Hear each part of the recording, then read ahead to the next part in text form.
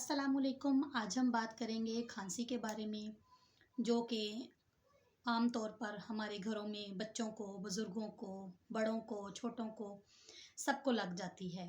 और बहुत सारे जो है वो ट्रीटमेंट करने के बाद भी खांसी का आराम नहीं आता।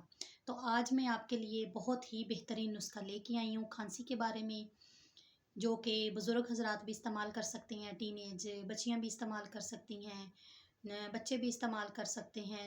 जो कम एज के बच्चे हैं, तकरीबन जो है वो 4 से 5 साल के बच्चे हैं, उन्हें भी हम जो है वो नुस्खा इस्तेमाल करवा सकते हैं। और ख़ास तौर पर जो हामला ख़वातीन हैं, वो भी इस्तेमाल कर सकती हैं, क्योंकि अमूमन जो है वो बच्चे खट्टी मीठी चीज़ें खा लेते हैं, पापड़ वगैरह का इस्तेमाल करते हैं, जो कि अच्छे ऑयल वगैरह में नहीं बने होते। और कुछ जो घरों में है, ज़्यादा कोल्ड ड्रिंक का इस्तेमाल होता है, जूसेस वगैरह का इस्तेमाल होता है, जिसकी वजह से जो है वो खांसी का आराम नहीं आता।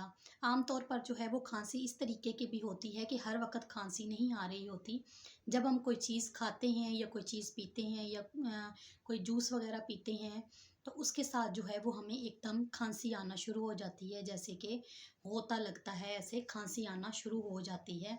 तो उसके लिए भी जो है वो बहुत ही बेहतरीन नुस्खा है, जो मैं आपको अभी बताऊंगी। कुछ जो है वो घरों में बहुत ज़्यादा ठंडा पानी भी इस्तेमाल किया जाता है, जिसकी वजह से जो है वो गला बहुत ज़्यादा डिस्टर्ब हो जाता है। तो ज़्यादा जो है वो ठंडा पानी भी हमें इस्तेमाल नहीं करना चाहिए। सब लोग जो हैं वो गर्मी की वजह से ज़ाहिर बात है परेशान होते हैं, तो ठंडे पानी का जो है वो ज़्यादा इस्तेमाल करते हैं। तो ज़्यादा जो है वो कोशिश करें कि ठीक है ठंडा पानी पिएं, लेकिन इतना ज़्यादा ठंडा पानी जो है वो इस्तेमाल नहीं करना चाहिए। और ज़्यादा जो है वो ठंडा पानी बच्चों को भी नहीं पिलाना चाहिए। कोल्ड ड्रिंक भी इस्तेमाल करें, जूसेस भी इस्तेमाल करें, लेकिन कोशिश करें कि ज़्यादा ठंडे ना हों, क्योंकि बच्चों के गले जो हैं वो पहले ही सेंसिटिव होते हैं। तो फिर बच्चे जो ठंडी कोल्ड ड्रिंक और ठंडे जूस और ठंडे पानी का जब ज़्यादा इस्तेमाल करते हैं, तो फिर जो है वो उन्हें खांसी लग जाती है। तो फिर वो मदर्स के लिए जो है वो बहुत ज़्यादा परेशानी होती है। इसी तरीके से जो है वो बुज़ुर्ग हज़रात को भी जब जो है वो खांसी वगैरह लग जाती है, तो फिर सबके लिए परेशानी का बायस बनती है। तो इसलिए कोशिश करें कि ठंडी चीज़ों का जो है वो कम से कम इस्तेमाल करें। गर्मियों में ज़रूरत तो होती है ठंडे मशरूबात की, लेकिन सिर्फ इतनी सी कोशिश करें कि ज़्यादा ठंडा ना हो। बस मैं आपसे ये रिक्वेस्ट कर रही हूँ कि ज़्यादा जो है वो ठंडा इस्तेमाल ना करें। इस्तेमाल आप ज़रूर करें, तो बहुत ही बेहतरीन नुस्खा है, ज़्यादा एक्सपेंसिव नहीं है। ऐसा भी नहीं है कि जो आपको बाज़ार से नहीं मिलेगा, ईज़िली जो है वो आपको ये पंसार से मिल जाएगा। बहुत ही आसान सी चीज़ें हैं और आसानी से ये बन जाएगा।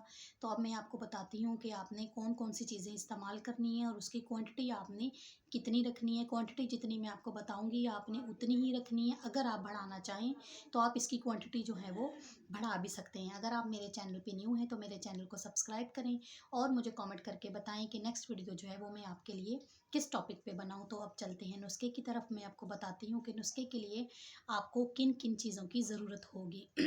तो जिन चीज़ों की ज़रूरत होगी वो चीज़ें जो हैं वो हमारे पास किचन में ही मौजूद होती हैं। अगर कोई चीज़ कम हो तो वो हमें पंसार स्टोर से मिल जाएगी। तो इसके लिए हमें ज़रूरत होगी सौंफ 10 ग्राम, दालचीनी 10 ग्राम और मुलट्ठी 10 ग्राम।